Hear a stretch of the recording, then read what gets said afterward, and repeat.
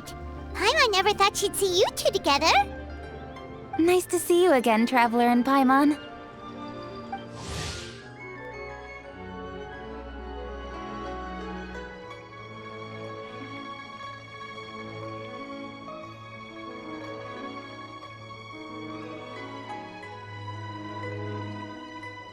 Oh, we're not interrupting anything, are we? Not at all. I wasn't in the middle of an interview or anything. I was just asking Miss Kuching about purchasing a kite.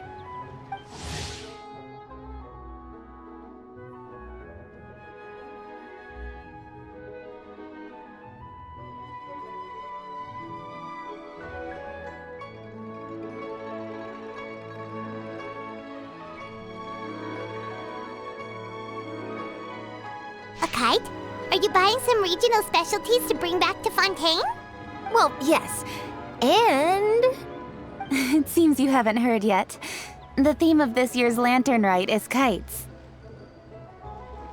Oh, so that's why Paimon has seen so many floating in the sky. Liyue Harbor is always changing, so it is only fitting that Lantern Rite should change in turn. The Qixing believes it would benefit Liyue to build on our own cultural foundation by embracing the technologies of other nations. After all, it is said that the stones of another mountain may serve to better polish one's own jade.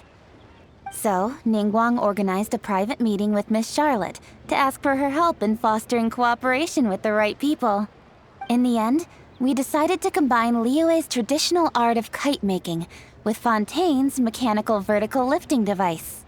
Mechanical lifting device? Sounds pretty impressive.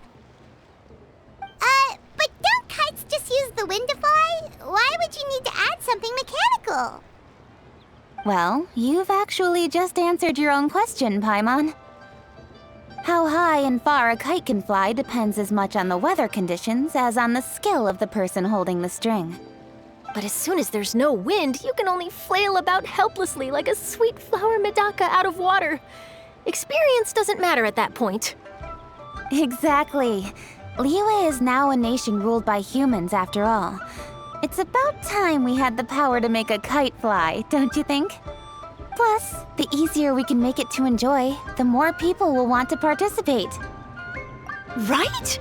I also thought it was a novel idea. Plus, it shouldn't cost much to do. With Miss Charlotte's help, everything has gone smoothly. Our new mechanical kites are already available to purchase from a stall in the harbor. We're having trouble keeping up with demand.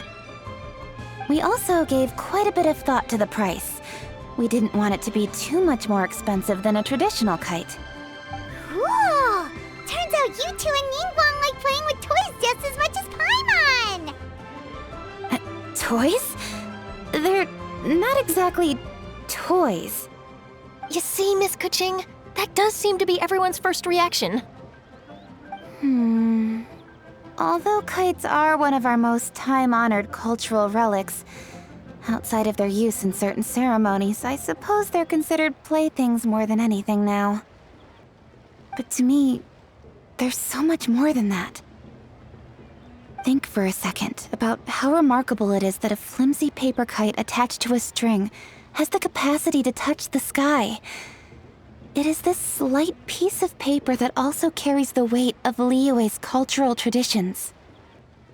There's an old poem that goes, "O kite born of paper, flying true and sound, a lone traveler wanders, just waiting to be found." In the past, poets from Liyue used kites to symbolize a feeling of longing, or evoke the peacefulness of idyllic rural scenery.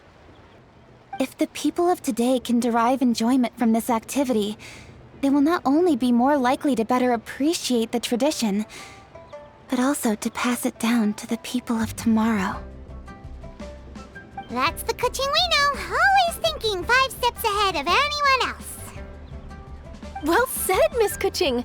I've learned quite a bit myself.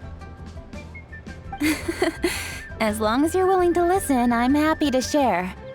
I also know quite a lot about the various folk traditions related to kites. For example, whenever a kite blew away, people would say it was the Adepti that summoned the wind to take it away as an offering.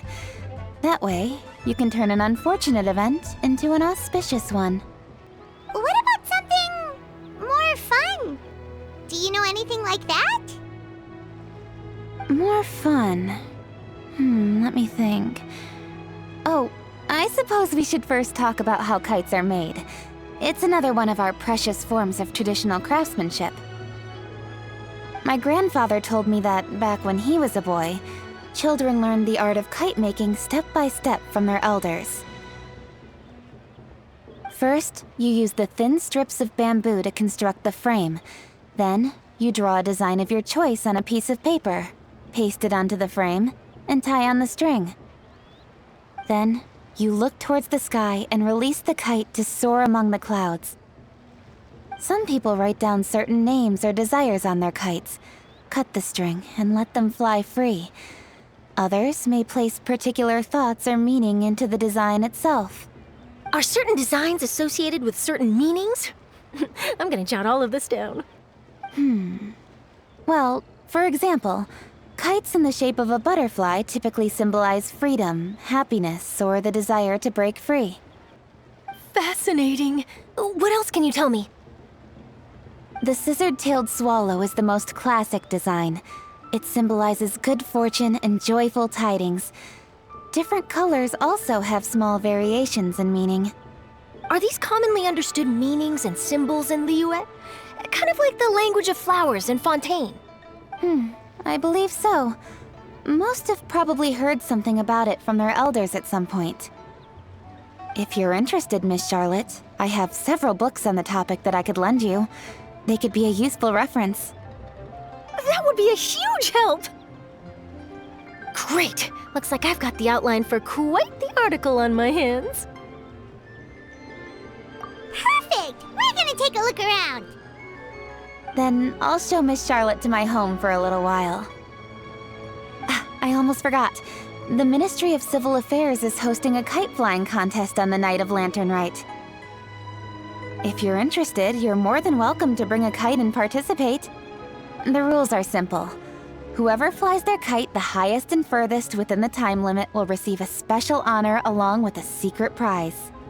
I've already prepared more than enough empty film for the event. I can see the spectacle already. Oh, Paimon was on board the moment you said secret prize. Then I'll look forward to seeing your performance. You bet! See you then!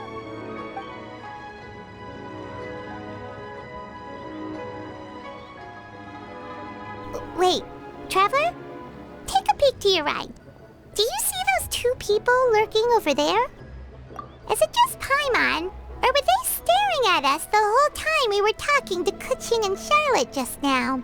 Well, yes, but something's up. Paimon just has a bad feeling. Do you think they could be treasure hoarders? They always seem to be stirring up trouble during Lantern Rite. Oh, Paimon's sick of waiting around for something bad to happen. We should strike first, you know. Foil their plans before they even begin. You go right, Paimon will go left.